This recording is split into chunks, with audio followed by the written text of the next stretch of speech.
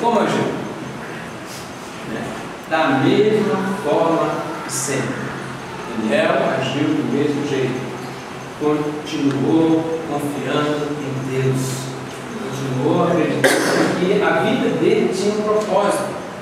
E o propósito da vida de Daniel era glorificar Deus, era exaltar o nome de Deus, era que através da vida dele o nome de Deus fosse lembrado, colocado, ou estabelecido, ou associado de alguma forma a esse grande reino, a esse grande império. Ele não estava ali por acaso, ele sabia que Deus tinha alguma coisa em processo, que Deus estava trabalhando de alguma forma, e ele se apresentou desde sempre como um cooperador, como um parceiro de Deus, como um instrumento nas mãos de Deus. Senhor, eu estou aqui, pode me usar. E Daniel sobe do seu quarto, na hora que ele tinha que orar, que ele costumava orar, ele faz a sua oração. Ele poderia fazer de outra forma. Ele poderia fechar os cortinas, fechar a porta do seu quarto, poderia continuar orando a Deus, escondido, sem ninguém perceber nada. Não podia? Podia orar de boca fechada? Por que será que Daniel faz exatamente como sempre fez? Diante de todo mundo, com as portas abertas, com a janela aberta, lá em cima, todo mundo vendo, e ora. Porque ele tinha uma decisão tomada no seu coração. Ele sabia que Deus estava no meio, sabia que Deus ia usar aquele momento, aquela situação, para a glória dele. Pensa bem, estava tudo caminhando para isso. Mas os leões não podiam comer. Claro que podiam. Eram leões. Leões são perigosos. Leões, se der comida para eles, carne, viva ainda mais, vai lá e come. Mas e se os leões comessem Daniel? Ele seria derrotado? A intenção de Deus seria frustrada? E se os amigos de Daniel foram jogados na fornalha, fossem queimados naquela outra situação? Os planos de Deus iam ser frustrados? Não. A mesma situação de ambos episódios, a mesma consequência, se fosse essa, da morte, iria redundar em quê? Em louvor a Deus, porque homens decidiram que a sua própria vida não importa quando o nome de Deus é desafiado. Estou aqui, eu não vou me curvar diante de estátua de ouro, eu não vou me curvar diante de deuses que não são o meu Deus, não vou orar ou pedir, confiar em outro Deus além do único Deus vivo. Morro por isso. Essa é uma decisão que eles tomaram. Tanto faz. Se morrer, estou no lucro. Se viver, estou no lucro. Então, glória a Deus. Sabe, é uma postura, uma consciência, sabendo para onde a coisa caminha. E foi assim que Daniel agiu. Confiou em Deus. Seja conforme Deus quiser. Ele foi pronto para ser lançado na boca dos leões, e assim foi. E a gente pode ver qual é o resultado. Qual o resultado disso? O resultado foi fantástico. Simplesmente um rei estabelece que no seu império o nome do Deus a quem ele não serve, do Deus que não é o Deus que tem estátuas e poderes, nome, escudo, sei lá mais o que, estandartes, é um Deus real, é um Deus verdadeiro, é um Deus que salva, um Deus que livra. Olha quem está falando isso.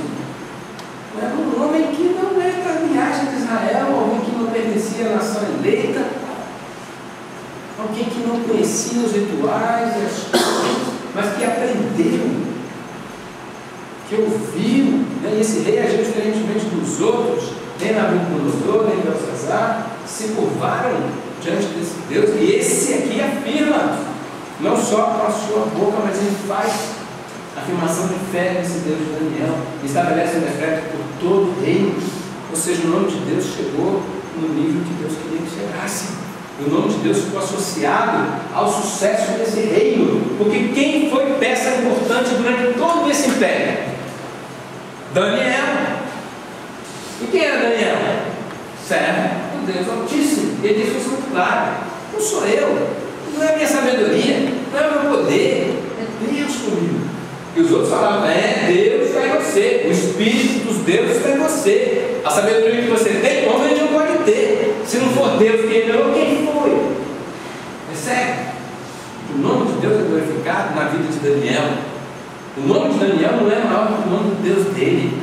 O nome de Daniel vai atrás do nome de Deus na vida dele. Daniel não aparece mais do que o seu Deus. Daniel não buscou a glória maior para si do que a glória maior para o nome de Deus. O que lhe interessava era que Deus crescesse, que o nome de Deus fosse exaltado. E o resultado foi obtido. É interessante que, se a gente olhar nesses 6 episódios, vamos fazer uma revisão, onde a gente está concluindo essa série. Vamos ver aqui que tem o mesmo padrão ocorrendo nas 6 histórias.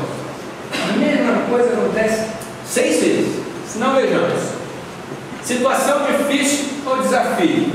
Primeiro capítulo: situação difícil, tem que comer comida sacrificada aos ídolos. Daniel e seus amigos: essa comida eu não como. Ameaça: se vocês não comerem e ficarem fracos, o rei vai cortar minha cabeça. Esse é o chefe deles. Há uma situação de risco, de perigo. O que Daniel fala? Pode confiar. A decisão é, sabe, nos experimentos. No final disso você vê qual foi a situação. Deus livrou, Deus deu saúde a eles e sabedoria, além dos outros todos. Qual foi a recompensa? Foram chamados e convidados para ficar numa situação jovens ainda, entre os sábios do reino. O que isso gerou? Louvor a Deus. No capítulo 2, o sonho de Nabucodonosor. Situação impossível. Ele sonha e fala: eu quero que vocês digam o que eu sonhei e o que significa esse sonho. E se não fizerem, ameaça: vão morrer todos vocês e a casa de vocês vai ser destruída. Qual foi a atitude de Daniel? Orou, confiou em Deus, pediu a Deus: Senhor, mostra, realiza, faz o que o Senhor quer fazer. Ele fez, foi lá, revelou o mistério do sonho, revelou a interpretação do sonho. O que acontece? Qual a recompensa? Daniel é colocado ao lado do rei, ele passa a ser governador junto com outros, colocado numa posição de destaque, colocado como chefe daqueles sábios, daqueles conselheiros. O que isso redunda? Louvor a Deus, porque o rei declara: só alguém com o Espírito de Deus poderia revelar o que se revelou. Porque o rei Daniel era Deus vivo. No capítulo 3, a imagem de ouro que é levantada na estátua é uma situação difícil, porque quem não se curvar diante daquela estátua vai ser jogado na fornalha ardente. Aí são os amigos de Daniel. O que eles fazem? Confiam em Deus. Pode jogar. Se o nosso Deus, a quem servimos, quiser nos salvar, Ele vai fazer. Se Ele não quiser, fique sabendo, rei, nós não vamos nos curvar diante de estátua nenhuma. Só o Senhor é Deus. Fique sabendo disso. Foi a atitude deles. O que acontece? Deus manda um anjo, ou o próprio Jesus, e no meio do fogo ardente do ar, estão lá, apesar de terem sido lançados, há um livramento glorioso. O que acontece? Há uma recompensa. Esses 3 são colocados em posições de destaque, de governadores também, de sábios, elevado. E o nome de Deus é glorificado, o nome de Deus é exaltado. Ele vai para o capítulo 4. Outro sonho do Nabucodonosor. Sonha que da árvore grande, aquela situação toda, e fica inquieto, fica preocupado. E a ameaça aqui é a ameaça do sonho. O sonho fala de perda de reino, perda de poder e de uma maldição terrível de ser transformado num animal, comer capim, comer grama. Daniel chega e resolve a situação do ponto de vista: rei, a situação é essa. Esse sonho é acerca do teu reino na tua pessoa. Seu orgulho está muito grande. Você deve reconhecer que quem fez